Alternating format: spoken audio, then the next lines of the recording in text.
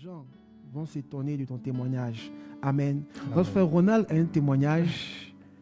Voilà, il a un témoignage, il va nous le rendre également, un témoignage de foi, où Dieu lui a fait du bien. Ouais, ça c'est vrai. En tout Ouais, cas, tu as toute la parole. bonsoir ou bonjour à tous, de là où vous nous suivez. Ouais. S'il fait jour ou il fait soir, bon. Mhm. Voilà. Et pour commencer, c'était une épreuve très difficile. Et puis, pour beaucoup de personnes qui sont venues faire les études ici en France, ils savent un peu les réalités. Quand tu finis ton diplôme, il faut que tu trouves du boulot, etc. Et ça n'a pas été évident pendant, je pense, 2 ans, 1 an. J'ai cherché, j'ai tourné partout dans toutes les villes de la France. C'était vraiment un combat spirituel. Mais j'ai fini par comprendre que il y a quelque chose qui est très important dans tout ce qu'on a dit, c'est avoir la foi. Et ça rejoint un peu le témoignage de tout à l'heure. Étant chrétien ou je sais pas, musulman, peu importe, bouddhiste, il y a un picotement dans notre cœur qui nous donne cette attestation-là. Quand souvent on croit en quelque chose fermement. Tu peux avoir des difficultés, tu peux avoir tout ce que tu veux, mais il y a certaines choses où tu sais que ta foi est tellement grande que ça... Elle est plus forte. Voilà, elle est plus forte en fait. Ouais. Et il peut aussi y avoir des moments de doute, des moments où tu as peur, tu te dis mais franchement je prie, je jeûne, comme le monsieur de tout à l'heure là, dans le témoignage que tu rendais, et ça, tu vois pas l'issue. Mais par la grâce de Dieu, faut persévérer. Faut persévérer et puis dis-toi que tout est possible. Mais commence à écouter, commence à comprendre ce que Dieu peut faire pour toi et ce que Dieu va faire pour toi. Donc moi, je suis là dans mes recherches. Bientôt, mon titre va expirer. Je suis là, je réfléchis. Mais j'ai cette foi-là qui me dit qu'il va le faire. Donc j'appelle mon frère que voici. J'appelle mon frère Caleb, je lui dis, frère, franchement, voilà la situation. Dans quelques mois, c'est chaud, tout ça. Il me dit, t'inquiète. À tel moment, à tel mois, Dieu va faire quelque chose, tu verras. Et bien avant ça, j'avais cette foi et conviction-là que ça allait vraiment arriver. Je veux dire que j'avais arrêté de douter ou même d'avoir peur quelque part. Ouais.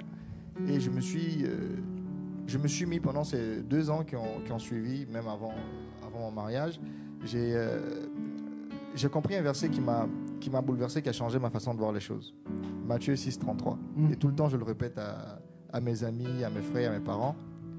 Cherchez premièrement le royaume des cieux et sa justice. Et tout le reste vous sera donné par-dessus toi. Amen. Ça veut dire que quand tu vas faire de Dieu ta priorité, quand tu vas avoir foi en ce qu'il est dit, on vous parle de Jésus à la télé, à la radio, on est fatigué de vous évangéliser dans le quartier, partout. Mais posez-vous la question, mais pourquoi? Qui est-il vraiment? Dans les textes qu'on a lus, on a dit que c'est l'agneau de Pâques, l'agneau immolé, l'homme parfait, celui qui n'a jamais péché. Et en fait, toute la puissance qu'il a, une fois que tu as confiance en lui, une fois que tu as foi en lui, elle se manifeste réellement dans ta vie. Et c'est quelque chose de... Ça t'arrive tellement que souvent, tu as l'impression que c'est naturel. Ouais. En fait, tellement que tu n'as pas en fait idée de ça. En fait, quand ça arrive, tu te dis, en fait, c'était évident. Pourtant, non, tout est grâce. Et tout est grâce. Donc, comme ça, je continue mes recherches, je fais, et puis le travail m'envoie jusqu'à Chambéry. Moi, quelqu'un qui suis sur Paris, je vais à Strasbourg, je vais à Lyon, je tourne un peu. Et finalement, je quitte ma ville, je vais à Chambéry pour un entretien. La personne que je rencontre là-bas, ils ont d'autres magasins dans lesquels ils travaillent. Et puis, en fait, coïncidence, je me dis, en fait, moi, c'est de la ville là que je viens.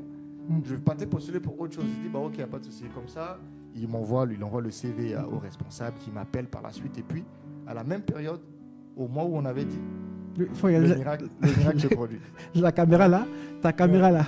Donc, le miracle se produit.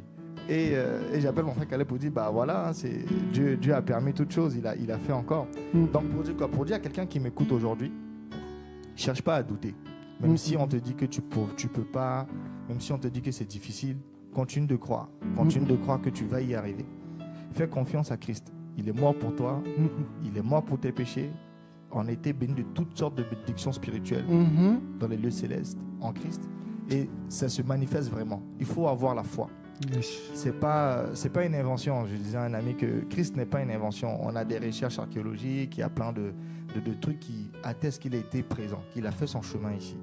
Quand tu vas voir dans les livres d'histoire, on va te parler de Hérode, etc. Donc, il y a vraiment cette trace-là. Que tu sois musulman, que tu sois bouddhiste, quelque chose, ce que tu traverses.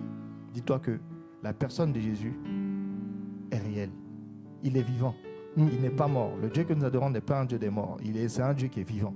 Donc, crois en lui, manifeste ta foi et essaye d'écouter. Essaye d'écouter. Si tu as le temps, lis des enseignements, essaie de lire même ta Bible. Si tu n'as jamais lu, prends, il y a des programmes sur Holy Bible et pas d'autres, pas mal d'applications. Fais-toi un petit programme, puis commence à lire. Fais des recherches sur qui il est. Comment il a pu guérir des paralytiques. Comment des gens qui étaient atteints de lèpre ont guéri. Comment il marche sur l'eau. Amen. Il y a plein d'exemples que tu peux t'approprier toi-même et marcher dans cette dynamique-là. Et tu verras que le miracle va arriver. Le miracle va arriver. Ce n'est pas une invention, ce n'est pas un mensonge et c'est réel. Jésus, Dieu, nous sauve dans tellement de situations à longueur de journée. Mais comme on n'a pas en fait la bonne fréquence pour écouter sa parole, souvent on ne l'entend pas. Yes. J'ai un exemple d'un monsieur qui me disait que c'est comme tu as un téléphone aujourd'hui, un iPhone 13, 15. Quelqu'un t'envoie un message sur WhatsApp, pourtant lui il a un, je sais pas moi, quel téléphone qui est ancien, un Siemens ou je sais pas, un téléphone Nokia des années 60, on va dire ça comme ça. Vous ne pouvez pas être sur la même fréquence, vous ne pouvez pas en fait avoir le même débit, parce que vous n'êtes pas connectés ensemble. Donc cherchons notre connexion à Christ réellement et le reste va se faire. En tout cas pour moi ça a été vraiment quelque chose d'assez marquant. Et aujourd'hui je ne peux que continuer dans cette démarche et lui rendre grâce. Est-ce qu'on peut rendre gloire à Dieu pour Ronald? Amen. Je me rappelle que je pense que je t'avais dit le mois de septembre. Le 15, je pense le 15. Ou 16 septembre. Et on a nos prières qu'on fait en ligne là, tous les dimanches, on se réunit, on est un groupe de prières, de jeûne, voilà. Et je me rappelle que souvent, à ces moments de prière là, la caméra est, voilà. Donc souvent à ces moments de prière là, la régie, souvent à ces moments de prière, devant tout le monde, il me dit, Caleb, tu as dit le 15, hein? Le 15 était déjà arrivé. Et je pense que c'était le 10, je crois même. Un samedi, on a fait la réunion. Il dit, champion, on a déjà le 15. Il dit, Dieu fera. Et j'étais vraiment content qu'il m'a appelé pour dire que... je pense que c'était le 14. Je crois quelques jours après. Ouais. Et même dans le groupe de prière, il y a plein de témoignages aussi. D'autres qui cherchaient des maisons, plein. On rend gloire à Dieu. Et ce soir-là, si tu crois, si tu as la foi, il le fait aussi pour toi maintenant. Si tu cherches un travail, il te l'accorde maintenant. Si tu as fait des entretiens, peut-être même tu as fait un entretien, ça s'est mal passé, mais ils vont t'appeler. Si tu cherches un travail, tout ce que tu cherches, si tu as des papiers, des documents, des dossiers administratifs qui sont bloqués quelque part, il le fait pour toi parce que tu fais partie maintenant de cette nouvelle lignée-là. Son sang te restaure, son sang te donne toutes les habiletés. Par son sang, tu es restauré. Et ton travail, ta santé, tu es malade, ça ne finit pas. Des maladies cycliques, tu es malade tout le temps. Il te restaure. Par son sang, il te restaure. Par son sang, il te restaure. Est-ce qu'on peut chanter ce chant qui passe là? Que tous genoux fléchissent. Alléluia.